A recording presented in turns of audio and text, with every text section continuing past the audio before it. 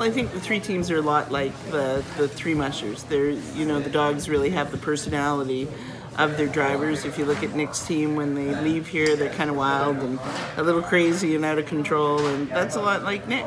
And yours team is kind of quiet and driven, and Mitch's is a disciplined, real discipline focused dog team. I think that they're much like their drivers are.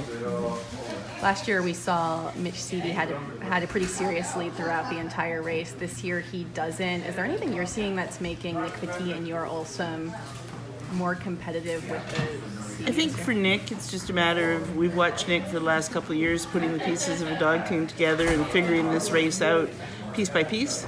And I think this is just, you know, last year he had a strong third place finish, and now he's putting the final pieces together to perhaps put a winning team together.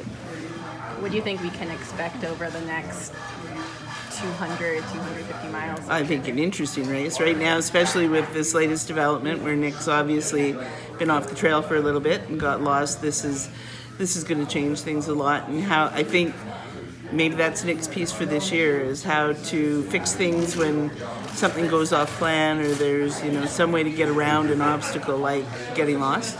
Either he's going to figure it out in the next few hours, or it may be his piece for this year. Has there been anything that have made these teams more competitive? Is there a team that's faster? Is there a team that's like having a run rest schedule that's putting them in the front? I don't think that, I mean, that obviously factors into it, but I think part of it is just it's more the whole package deal than it is any one component of it. You know, there's a little bit of science, a little bit of strategy, and a little bit of magic that goes into a winning team. So it's just whichever one's going to have that combination this year of all those factors. At this point, do you think you have any idea who's going to win this thing? I don't. Ask me in a few hours, I think, when we see how Nick deals with this development, how the other teams deal with it, and where they go from there.